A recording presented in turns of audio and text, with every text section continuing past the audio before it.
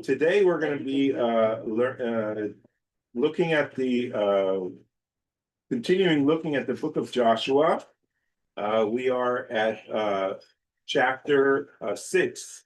Okay, you could follow either on the screen, or if you prefer to look at the text thank you. directly, you can do that as well. Whatever you feel works better for you. I need a bun. Let me just remind everyone, next week we have a lesson. Okay, next week, August 20th, we're meeting again, but not August 27th. Okay. Today we're going to talk about one of the most famous stories in the Bible. Okay, the story of Jericho, the Battle of Jericho.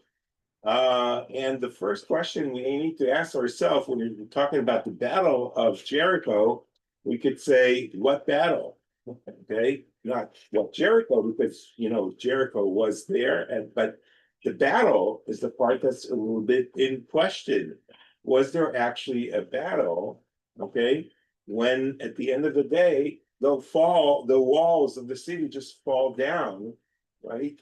Because of the miracle that God created for the people of Israel. Well, they had the army march around, so the story goes. Yeah, well, that's the story we're gonna. So don't give any, Oh, sorry, guys, I spoiled it for you. Don't tell them what happens at the end. Can Okay. you show us on the map where Jericho is? Yeah, I'm going to show you on the map where Jericho here, but I just want to bring you into our last time on chapter 5, at the end of chapter 5, a man of God, okay, an angel sent by God to Joshua to give him strength, to give him the ability to go and start conquering the land.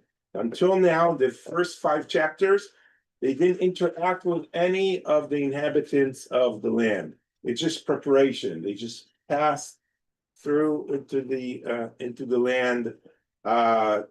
Joshua sent spies to kind of like try and see what's going on in the land and how they're going to conquer it, etc. The spies that went to the 2 spies that we talked about that went to Jericho, that slept at the house of Rahav, the prostitute, that took them in and kind of like saved them and helped them.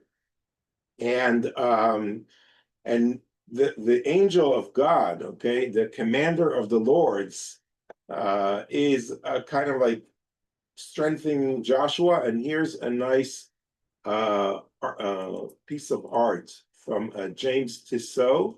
Anyone heard of that artist? He's a 19th century artist. I always like to bring art and other, not just the text and the interpretations of other artists, because I think just like we have the ancient commentators on the text, when you're an artist and you depict a scene from the Bible, that's also interpretation. It's not just, it means like you have something invested in the text.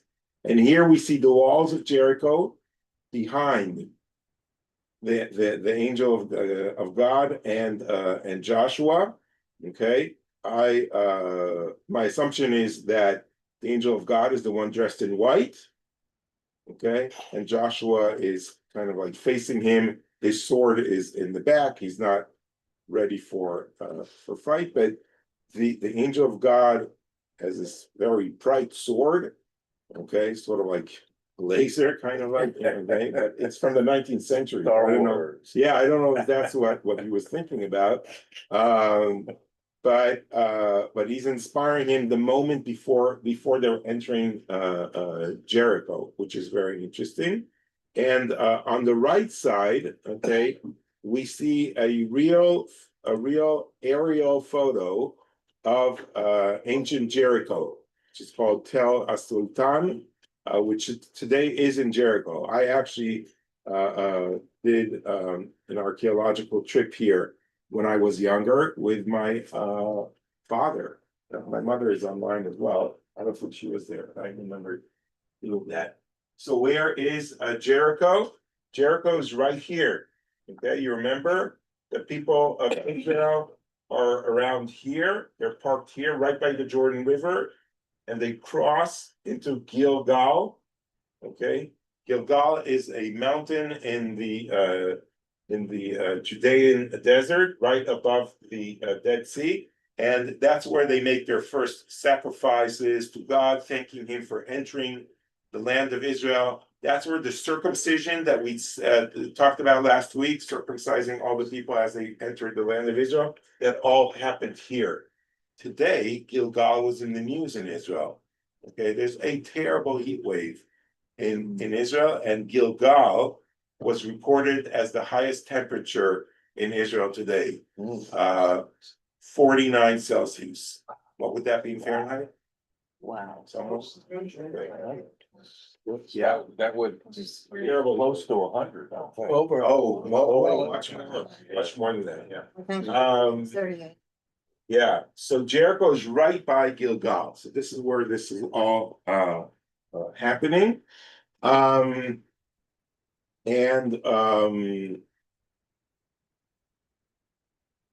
let's go back to the text before I talk about all the different commentaries that I wanted to bring. Let me enlarge the text for those that are following it here on the screen. Okay, could you see easily back there? So now Jericho was shut up tight because of the Israelites. No one could leave or enter. Okay, so we have a situation where the people of Jericho understand that this great nation is coming to, to kind of like take the land that they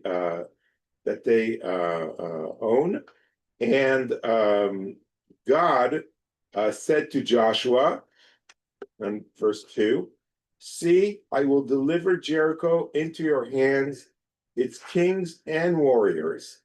Let all your troops march around the city and complete one circuit of the city.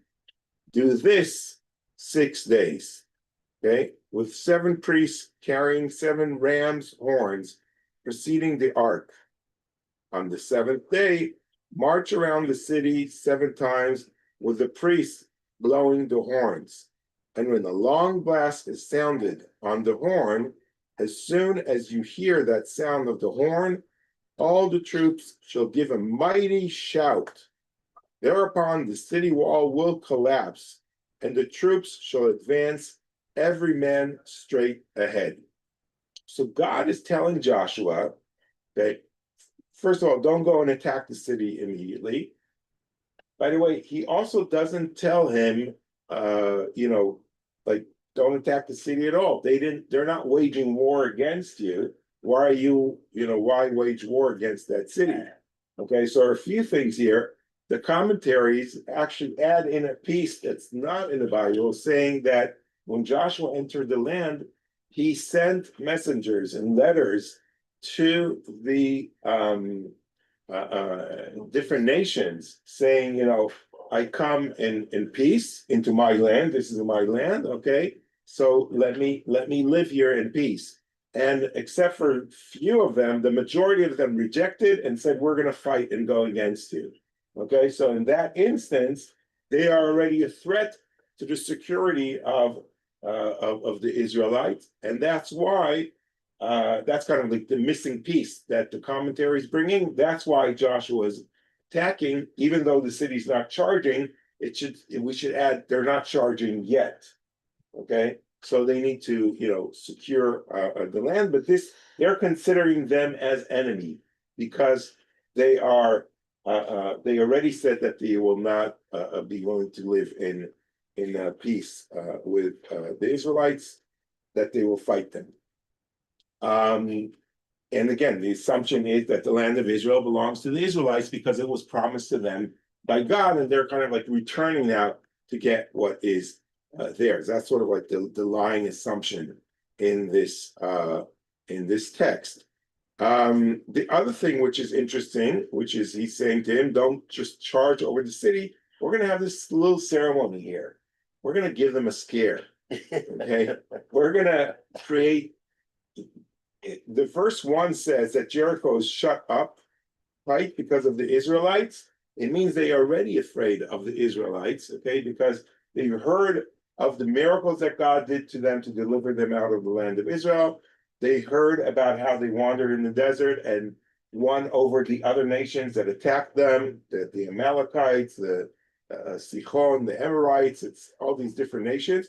So they're like worried. Okay, now that the Israelites are here at the destination, what are they going to do to us? Okay, that might have made them surrender, but somehow they're not willing to surrender. They're not willing to live in peace with the Israelites. So they are concerned. They're very afraid. So shouting, okay, after walking around the city, you can imagine the psychological effect, the kind of like the horror that you're going through. Okay. I don't like watching horror movies. Okay. But what I do sometimes, okay, I am constantly waiting for that scare. The parts that are like building up to that, right? They are the scariest, and you know something's not good is going to happen. And that dramatic effect that's what the story is all about. Rabbi, But yeah, so, these people were called the Israelites, and that was the land of Israel, right? I mean, this was at that time, Israelites are going back to Israel? No. yeah. Okay, so it's like. Yeah, As opposed to what? as opposed to, I don't know if they had another name. No, they named themselves the Israelites and they were going back to Israel. Well, they were going into the land of Canaan. That's what I meant. Okay. Israel. Well, it is the land of Canaan is Israel. Okay, it is But that doesn't, it's called the Canaan. name doesn't come Yeah. until much later. That's what I meant. Yeah. The name that's a very interesting question. When does the land of Israel start being called the land of Israel? Okay, that doesn't happen in the Bible. Okay, that happens much later. Okay, it's called like the Promised Land. Okay, or things like that. But calling it the land of Israel happens much later in history. Yeah. There's one historical fact that's very well documented, and that is around 1200 BC. There's a stela that's just a rock that's inscribed Right. in Egyptian hieroglyphs. And it's written on behalf of the son of Ramesses II. He was actually the 13th son, but was actually the only one that survived. So he became the next pharaoh after Ramesses II died. Ramesses the Great, Ramesses II. Yeah. His name was Merneptah. And this is called the Merneptah Stela. Right. It's done around 1200 BC. And it's the first time ever, that's documented, where there's actually in the stela, in Egyptian hieroglyphs, there is the name Israel. In Egyptian hieroglyphs, very frequently there are lots of words that are similar, and they're differentiated by a little symbol at the very end of the word called the determinative. And this determinative is a couple little people, and that indicates the term Israel refers to people, a nation, not just an individual. So that's the only and very first recorded instance where the people of Israel are called Israel. Right. Yeah. But at this point, there's no land of Israel. The Israelites live in Canaan, in that sense. What's also interesting about this ceremony is it's all going to happen. The falling of the walls, it's all going to happen without using any physical force. Okay, that's very important to understand. No physical force is used except for walking around the city, the shouting of the priests, and then somehow the wall will collapse, and then the troops shall advance. Okay, once and then that kind of like determines the war is kind of like over once the walls are falling down. All the defense of the city is kind of like gone. So they had no rebar in the wall. Yeah. Probably. No, there were very strong walls, actually. Well, you see what an earthquake does. Yeah, That's but kind of. but to be honest, the walls of Jericho are still standing till today. which means they were built very, very firm. So it's actually, it actually is a miracle that they fall down. Rabbi, Okay. Now, yeah, does archaeology? I thought they told us that Jericho was destroyed more than once. yes, that is correct. I'm not going into the archaeology today, okay? But Jericho was destroyed more than once. And there's actually a commandment not to rebuild the walls of Jericho. It's a commandment in the book of Joshua, which we're going to see, I think, today. So verse number 6. So God talks to Joshua and tells him this is what's going to happen. Okay. Please follow carefully what Joshua tells his people. It's a little bit different. And we're going to have a comparison chart in a moment. Joshua, son of Nun, summoned the priests and said to them, take up the ark of the covenant and let 7 priests carrying 7 rams' horns precede the ark of God. And he instructed the troops, go forward, march around the city with the vanguard marching in front of the ark of God. God did not mention anything about a vanguard, okay? When Joshua had instructed the troops, the 7 priests carrying 7 rams' horns advanced before God, blowing their horns, and the ark of God's covenant followed them. The vanguard marched in front of the priests who were blowing the horns, and the rear guard marched behind the ark, with the horns sounding all the time. But Joshua's orders to the rest of the troops were, do not shout, do not let your voices be heard, and do not let a sound issue from your lips until the moment that I command you, shout. Then you shall shout. So he had the ark of God go around the city and complete one circuit, and they returned to camp and spent the night in camp. Not sure God told him to do that. But then, this is what happens in effect. Joshua rose early in the next day, and the priests took up the ark of God, while the 7 priests bearing the 7 rams' horns marched in front of the ark of God.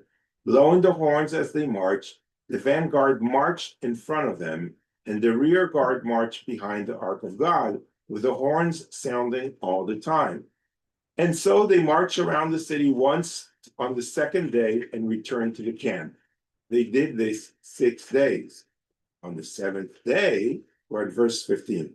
On the 7th day, they rose at daybreak and marched around the city in the same manner 7 times. That was the only day that they marched around the city 7 times. On the 7th round, as the priests blew the horns, Joshua commanded the troops, shout, for God has given you the city. The city and everything in it are to be proscribed for God. Only Rahab, the prostitute, is to be spared, and all who are with her in the house, because she hid the messengers we sent. But you must beware of that which is prescribed, or else you will be prescribed. If you take anything from that which is prescribed, you will cause the camp of Israel to be proscribed. You will bring calamity upon it. All the silver and gold and objects of copper and iron are consecrated to God. They must go into the treasury of God, which one day will build the temple, I'm adding. So the troops shouted when the horns were sounded. When the troops heard the sound of the horns, they raised a mighty shout, and the wall collapsed. The troops rushed into the city, every man straight in front of him, and they captured this city. They exterminated everything in the city with the sword, man and woman, young and old, ox and sheep, and donkey. Okay? But Joshua bade the 2 men who had spied out the land go into that prostitute's house and bring out the woman and all that belongs to her as you swore to her. So the young spies went in and brought out Rahab, her father and her mother, her brothers, and all that belonged to her. He brought out her whole family and left them outside the camp of Israel. They burnt down the city and everything in it, but the silver and gold and the objects of copper and iron were deposited in the treasury of the house of God. Only Rahab, The prostitute and her family were spared by Joshua, along with all that belonged to her, and she dwelt among the Israelites, as is still the case. For she had hidden the messengers that Joshua sent to spy out Jericho. At that time, Joshua pronounced this oath: anyone who undertakes to fortify the city of Jericho is hereby under God's curse. Its foundations shall be laid at the cost of their firstborn, and its gates set up at the cost of their youngest. God was with Joshua, and his fame spread throughout the land. Okay, this is chapter 6. A lot of issues here to unpack. Okay, which we're gonna go back to our PowerPoint here. Okay, and one of the questions also is, why is the city and all its inhabitants are dealt in such a harsh way? Okay, so first of all, that's the reality of the Bible. Okay, in the reality of the Bible, you're not nice to the other nations, and you would always be cautious and aware that if you if you leave someone from your enemy, they might get back at you one day. And when people would go into an usually, not always, when you would go to a nation that's fighting against you and at war with you, you would kind of like get rid of everyone there. That was the situation back then. And we sometimes look at it from an anachronistical way. We look at it as like, oh, this is immoral, this is not right. We have the right to say that. We have the right to come and cry it out against things of that sort. But judging in that eye is not. I think it's like bringing our values in a place where we're entitled to do it, but it's not historically correct. Well, I think that is the way many ancient, I won't say up to modern times, but that was the way battles were fought. I thought particularly though, they usually slew the men and captured the women, because the men could have risen up against them, and that was the reason. They They killed would have them. intermingled with the women, and that's the end of us. Yeah, so there are different ways to look at it. In some places, they only went after the men. Sometimes also the women. Here it was extra. I think they went the extra length to exterminate everyone, and that requires the question of why, even in the sense of the Bible, what was happening in Jericho? Is it because it's the first place that they conquered and they wanted to instill that fear in the other nations? If you remember when I talked about the beginning, when I gave the introduction to the book of Joshua, is although the people of Israel were commanded to kind of like throw out all the 7 nations that resided in the land of Canaan, they didn't do it de facto. In reality, when we read about the results of the book of Joshua, we see that the Israelites lived, I don't know if in peace and harmony, but they lived alongside their neighbors all along, either with the Philistines or the other nations that were there. They lived with them in peace. Okay, not with Jericho. That was out of the question. Was that maybe to set the tone for the rest of them, so everyone knows, don't mess around with us, we're here? Maybe there's something specific about Jericho. Why is there that curse at the end of the chapter that Joshua is like warning the people of Israel? No one shall ever rebuild the walls of Jericho. Okay, they are to stay this way forever, and the person who helps build the city of Jericho will be cursed. Okay, their firstborn will die. We will see later on in the book of Joshua someone trying to rebuild the walls of Jericho, the city of Jericho, and their firstborn will be hurt. So there's something in this city that requires that harsh warning. Something was going on. One commentary is maybe the way the idol worshiping that was going on there. Okay, look at the commentary that's here on the screen. The city of the god and of the moon. When Israel enters the land, the very thing they do is to destroy the city of the moon, Jericho. Why is this the city of the moon? Okay, how do you write Jericho? Okay, we're gonna have to move this here a little bit. Okay.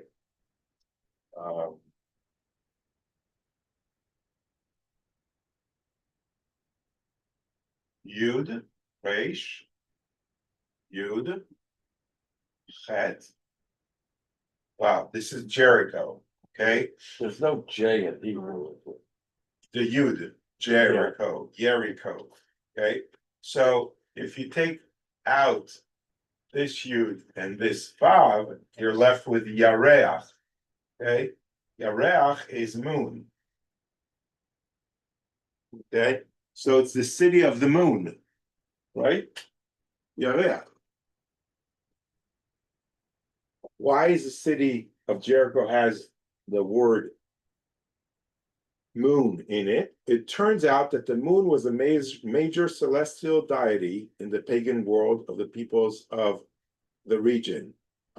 This commentator writes, I looked and found in one of the Wikipedias that even in the name Terach, the biological father of our patriarch Abraham, is actually the word for moon in the ancient Semitic language they spoke there.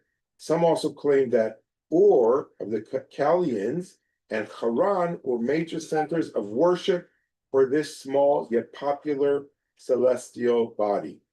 This may explain why Joshua, the conqueror of the land and the executor of the divine plan to eradicate the idols of Canaan, dealt with it first, utterly destroying once and for all the city of the moon, Jericho. This was a case of complete cherem, ban of destruction, and the city was cursed never to be rebuilt. Okay, so here we have something interesting. Worshipping the moon is something that happened where Abraham, the founder of the nation of the Israelites, lived. Okay, they all worshiped the moon there, and maybe they were worried that if they don't completely destroy the city of moon, the worshiping of the moon, okay, that the Israelites might go back to something that their ancestors at the time of Abraham did. Even Abraham's father worshiped the moon, right? Abraham was the one that broke off from that. So it's easy for them to go back, maybe, just doing something that's kind of like in their history, okay? So exterminating Jericho completely, okay? I'm not talking from a 21st century person trying to judge or value this. I'm trying to look at the eyes of the Bible. Maybe this is the reason why they feel they need to exterminate everything and any sign of it. What makes them different, though, from all the other idol worshipers, around the other various peoples? They worshiped multiple gods, and they had Baal. So I guess the answer. Yeah, so this here is trying to, I think, connect between the ancient history of the Israelites, that they started off as idol worshippers. Okay, the Passover Agada says, okay, at first we were idol worshippers, okay, and then kind of like Abraham came and got us out of this. So it's a recognition in our DNA. We have that ability to go back to be idol worshippers. Okay, this is a little bit small, but this is the next point I wanted to talk about, is what God said to Joshua and what Joshua actually said to the Israelites. Okay, so I try to break down the speeches. So we're moving on to a different topic now. God said to Joshua, and I'm talking about the left side on the gray part, okay? See, I will deliver Jericho into your hands, its king and warriors, let all your troops march around the city and complete one circuit of the city. Do this 6 days with 7 priests carrying 7 ram's horns preceding the ark. Now look at the blue part, which is what Joshua says. Joshua says, take up the ark of the covenant and let 7 priests carrying 7 ram's horns precede the ark of God. That's a little bit different, right? God tells to Joshua, tell the troops to march around the city, okay? Joshua says the priests need to lead the way and march the city, okay?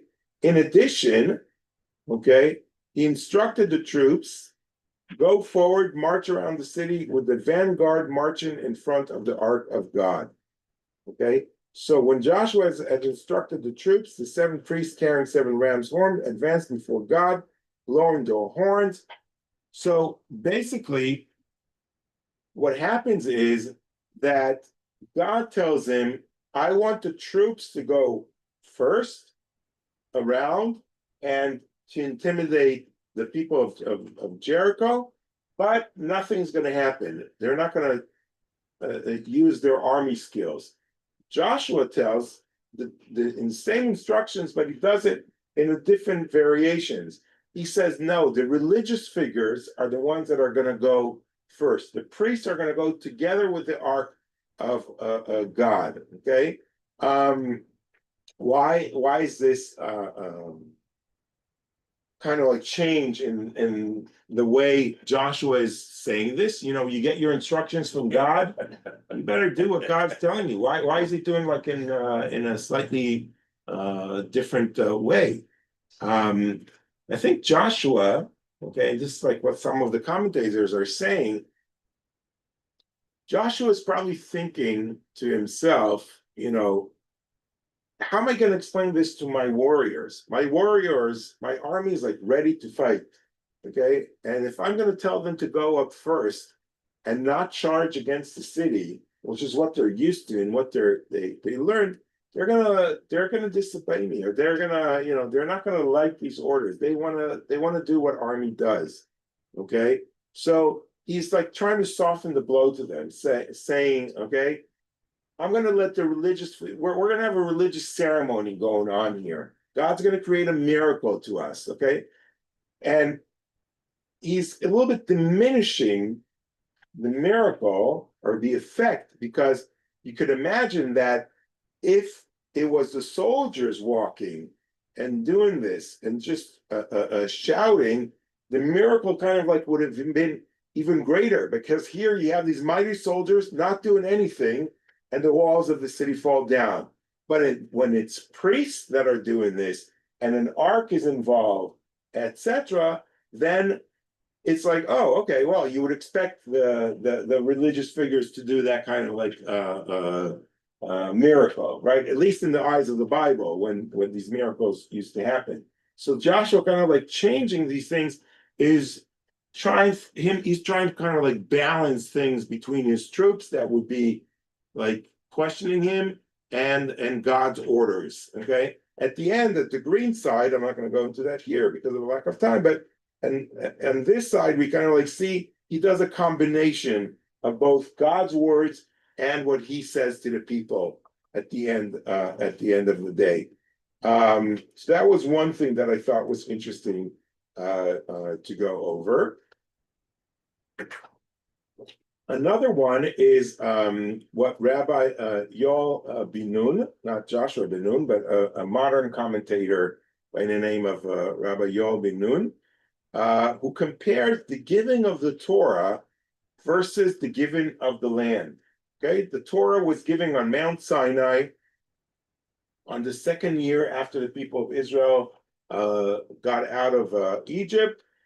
God creates this whole ceremony of giving the Torah to the Israelites in the desert.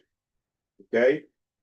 And Rabbi Yoel Ben Nun says that the parallels between the siege of Jericho and the sign of Revelation teach us about the deep connection between the giving of the Torah and the entry into the land.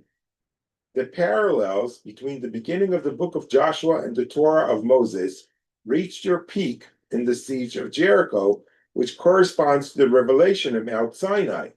Today we read, at the end of last week, the chapters we read, that the angel tells Joshua, remove your sandal from upon your foot, for the place upon which you stand is holy. That reminds us, we said, of Moses at the burning bush, compared with Joshua at Jericho, both marking the sanctity of the place for the revelation of the divine presence.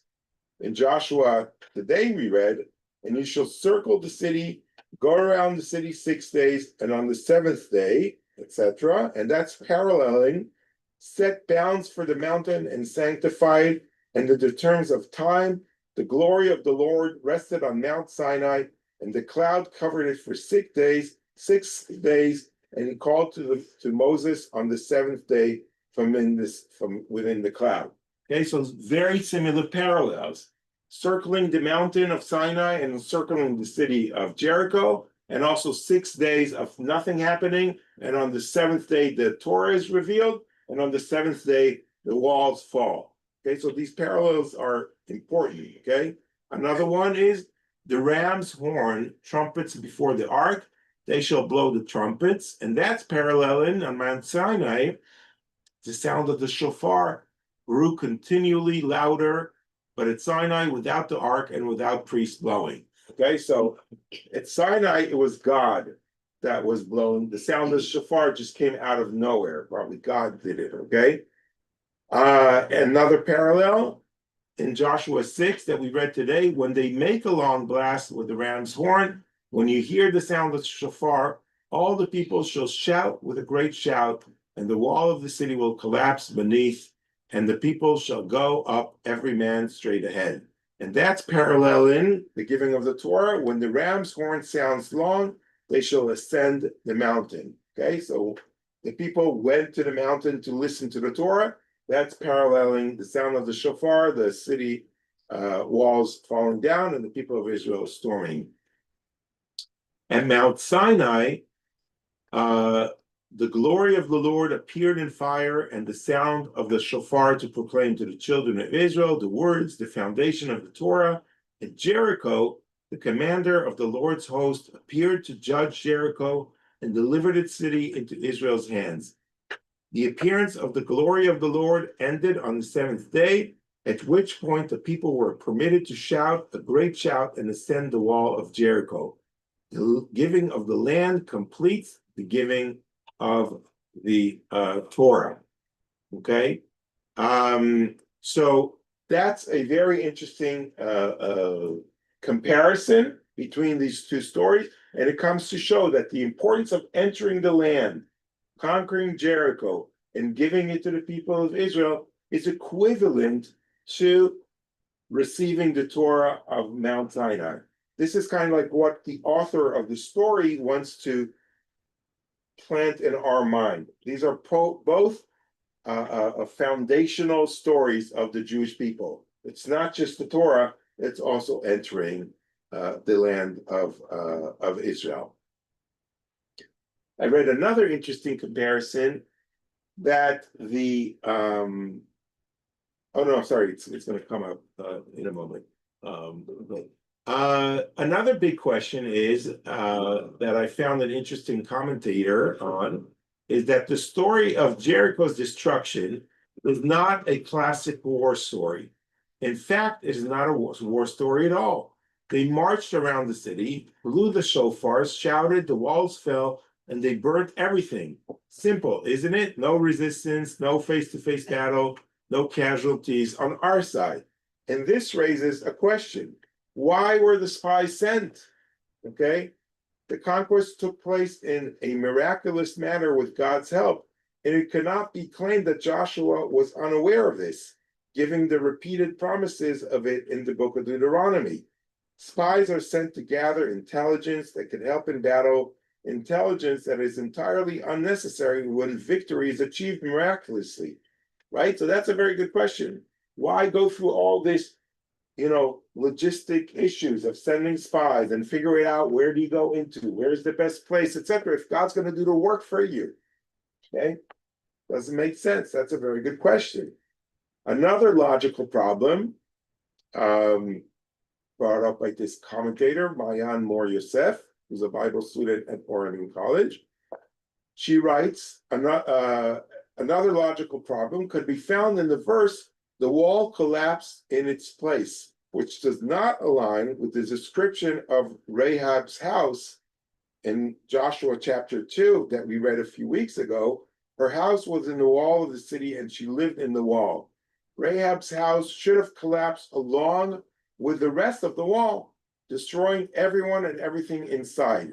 Yet later it is written, they brought out Rahab, her father, her mother, her brothers, and all that she had. Okay, so here's like another problem with the text. All the walls of Jericho fell down. So Rahab, the one who helped the people of Israel, her house should have fallen as well. How come she's saved? There's a contradiction in the text. How do you solve that? Another good question. I don't think that it's unreasonable to think that even when you say the walls came down, that parts of it were not, I mean, we're not talking Right, dust. you're going now into the answers. Yeah, we're going to look at the possible answers in a moment. Okay, so she writes that it seems that the compiler of the book had before him two traditions about the conflicts of Jericho. Okay, and now we're going sort of like into the answers. Okay, one answer is number one, source critical explanation, a documentary or traditions theory. The book of Joshua preserves more than one older tradition about Jericho's conquest. One version describes a miraculous liturgical victory, no battle, no casualties, just divine intervention. Another version describes a conventional military operation, spies, intelligence gathering, and targeted rescue of Rahab. The redactor, with the final editor, didn't choose one over the other, but wove them together, creating narrative seams and small inconsistencies.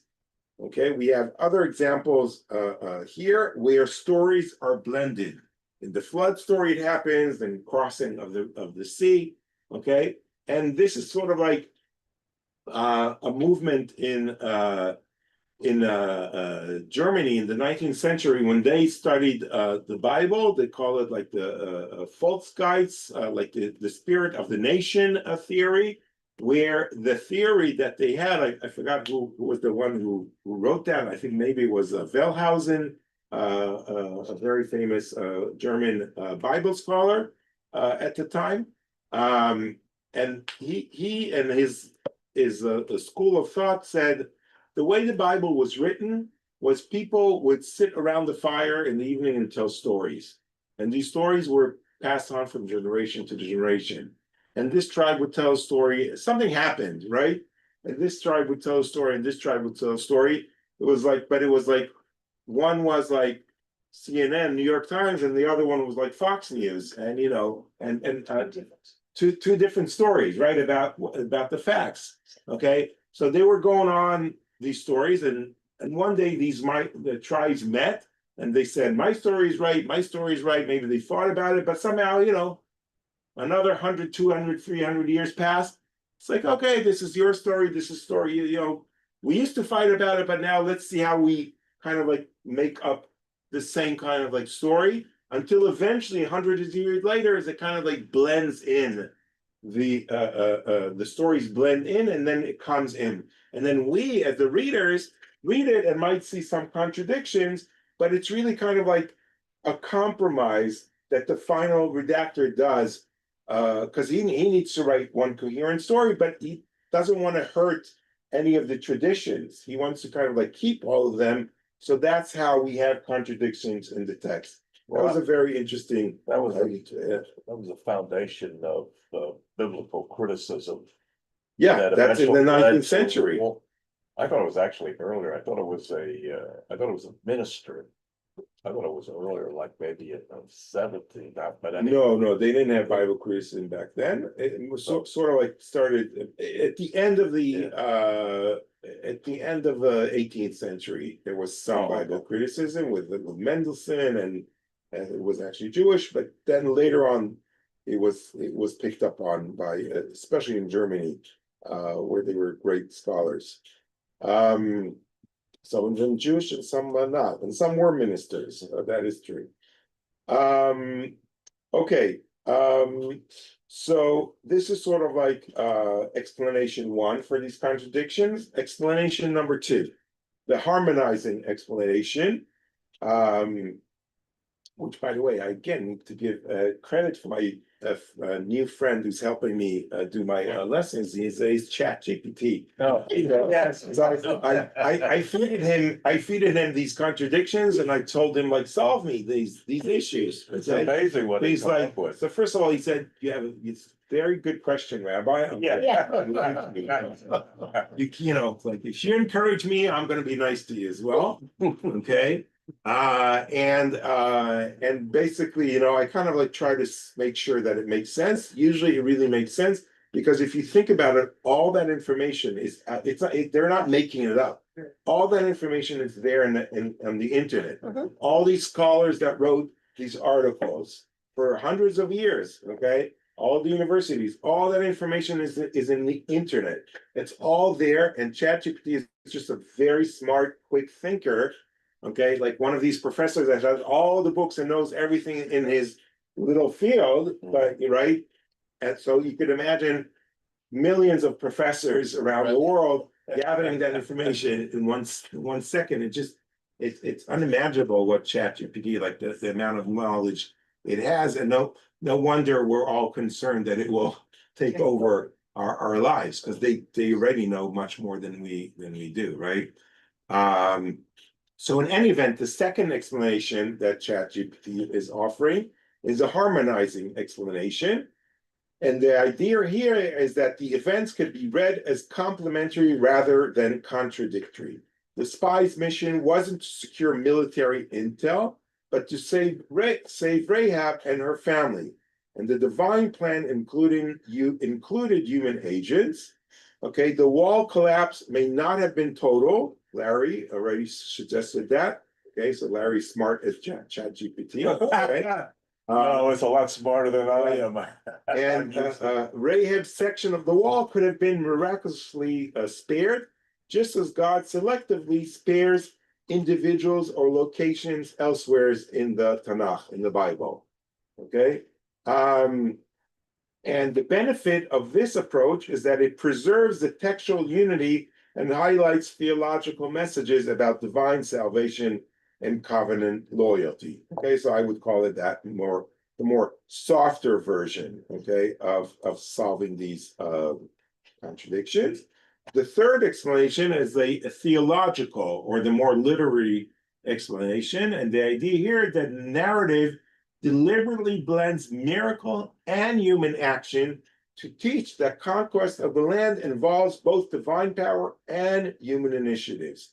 The spies show that Israel still must act responsibly even when assured a victory. The preservation of Rahab's house amid destruction underlines God's justice, salvation within judgment, and visually dramatizes the reward for faith and loyalty. And the outcome is that contradictions aren't errors, but literally devices for layered meaning. Okay, so a lot of times we see this. God creates the miracles, but he needs human beings to be involved. Okay, the sea splits, but Moses has to lay down his staff. Without that, it won't happen. Isn't that a reflection of the concept that God helps those who help themselves? You have to commit. Exactly. You have to do something. Exactly. Okay. And the fourth explanation is the more symbolical, typological explanation. And that idea we also talked about before, that Jericho functions as a symbolic Sinai parallel. Just as Israel received the Torah with boundaries, trumpet blasts, and divine appearance, Jericho falls with boundaries, trumpet blasts, and divine appearance. We talked about that before. And that comes to teach us the possibility of integration into Israel faith. I'm sorry, Rahab's survival represents the possibility of integration into Israel through faith, even for outsiders, okay? Because we remember when we talked about giving the Torah to the land of Israel, okay? The Israelites were like people converting at that time. They didn't have the Torah, and this is the first time they received the Torah. Now that they received the Torah, they are like people that are converting, okay? So Rahab, why is she in the story? Why do we care about some person from Jericho? It's because this person saw the righteousness of the people of Israel. She was righteous in herself. She saw God's ways, and that the people of Israelites is the kind of like the people she wants to cling on to, okay? And she and her family that she brought in kind of like see the light in that sense, and they joined the people of Israel, even though it was not popular with anyone else in Jericho. She kind of like went against the stream of her people and helping the Israelites, and that kind of like symbolizes the Israelites receiving the Torah. She's now accepting as an individual and joining the people of Israel. So that's an important symbol in that sense. We're going to talk a little bit about her in a moment. Here is some interesting art that I wanted to bring as well. Gustav Doré, an artist from the 19th century, and the tale emerges into the subsequent understanding of the harlot Rahab. She was the one who sided with the Israelite spies against the corruption and cruelty of the Jericho elites, offering the Israelites shelter and then distraction when they fled away. Rahab is rewarded with the gift of survival for her and her family. And here we see this interesting artwork by Gustav Doré, and Rahab is here with her family and meeting Joshua. Okay, Joshua is here on the horse, and he's saving them. Okay, but apparently that kind of minimalist quid pro quo isn't enough for Judaism's ancient rabbis. They read into the Hebrew words Joshua allowed her to live, Hechia, Yoshua, that he caused her to truly live. Not only did he allow her to survive biologically, but he did what it took to let her thrive spiritually. He accepted her as a convert to Judaism, and then he married her. Okay, this is in the Babylonian Talmud, Tractate Megillah, okay, 14b. So it's like going as radical as like saying that Joshua kind of embraced her into Judaism, but literally brought her into his home and married her. Okay, so imagine the impact of the great conqueror of Canaan, Joshua, the mighty warrior who supervised the slaughter of the Canaanites, overlords, and tyrants, who reaches out to convert and marry one of the lowly Canaanites' whores. Okay, you would think that he would go against her. On the contrary, he goes after the lowest in this society. Isn't that a powerful stand against a racist condemnation of Canaanites as a group? It may be that the dominant values of Canaanite culture are to be rejected, but the people themselves, they are just like us, capable of transformation and embrace. Okay? By converting and marrying Rahab, Joshua shows that Judaism at its best isn't about blood, tribal chauvinism, or racial bigotry, standing for the illuminating values of Torah, best exemplified in the liberation of former slaves and a commitment to equal law for the citizen and the resident alien alike. Joshua knows that showing is better than preaching, so he elevates one of the most marginal and disdained members of Canaanite culture. He welcomes her into our people, his family, and his marital bed. That is radical welcome, don't you think? Okay, that's Rabbi Artson, who's the dean of the rabbinical school at the American Jewish University. Yeah, I know. We were there, yeah. I know. Yeah. And that's where also they do a conversion in a very welcoming way. And Rabbi Artson actually wrote part of the curriculum for the conversion in a very welcoming way. And really the issue here is like all the people that say that Judaism is a racist religion, that cannot happen. If you're able to convert, and anyone can convert, no matter what part of the society you come from, that cannot be a racist society. And the Torah at the book of Joshua that's the kind of like the example that the rabbis want to set to us with Rahab, the most marginal person in the land at that point. There was a question. Okay, here is another interesting painting by Gustav Dora, The Walls of Jericho Falling Down,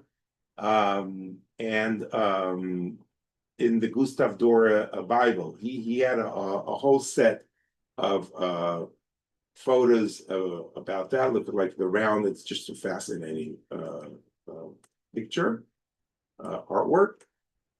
James Edwin McNell has another interesting illustration. You see like the calm way that the Israelites are walking and the walls of Jericho are just falling and everyone kind of like falling down with it. Jean Fouquet, 1452 piece of art. Okay. Does that look like Jericho to you, or more like a European? It's more like the Netherlands. Yeah. Like, Netherlands, okay. You could only imagine who are the people he didn't like, which city he didn't like that he depicts as No. Jericho, and who are the Israelites that he imagines are walking around the city, right? But look how beautiful and peaceful everything is in this artwork. And here again is Tissot, the artist from the 19th century, who's actually presented in the American Jewish History Museum. I'm sorry, the Jewish Museum in New York is there. A lot of his art. So here, look at this beautiful depiction with the shofars and trumpets and the God's Ark walking here, and all the people of Jericho are like on the walls. They're like laughing, like, what are these guys doing? It's like, walking around, like, who knows, like, what are they thinking at that point? Okay, and now we will end with the official movie. Okay, so oh wow, part of it.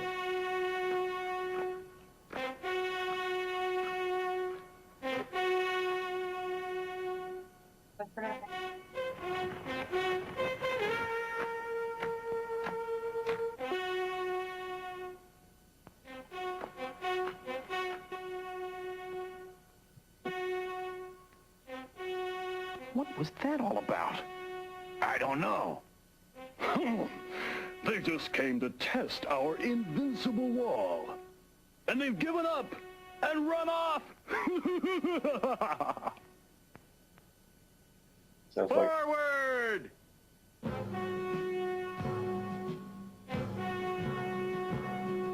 They're back again?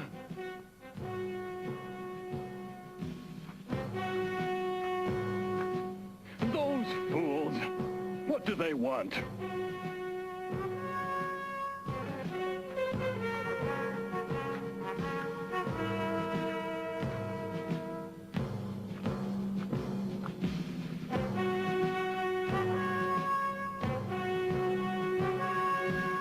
No, I must not waver. I must trust in God. Halt!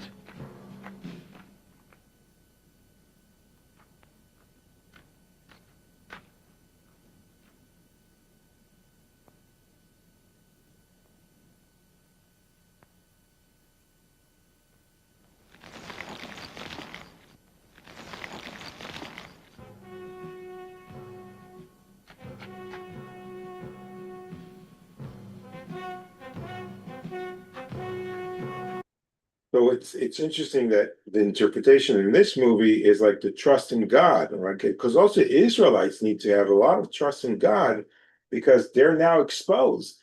Okay, they're exposing their troops, they're exposing their people, they're all there exposed. So the trust in God has to increase also on their behalf. And then they are circling the walls of Jericho, and it's a very good depiction here. They're like, how are we going to get through this? How's any of this going to work? Okay, so you can also imagine maybe the Israelites are also afraid in that sense. And maybe that's also part of the reason of the story in this interpretation is also to make the miracle so great also for the Israelites that they are also under that same impression of how great God's work.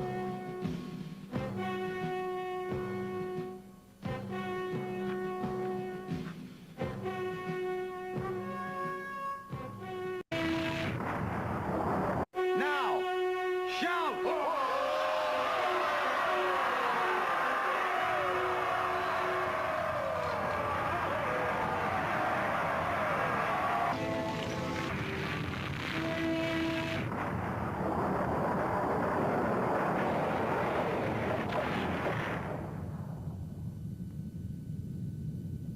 Everyone, forward!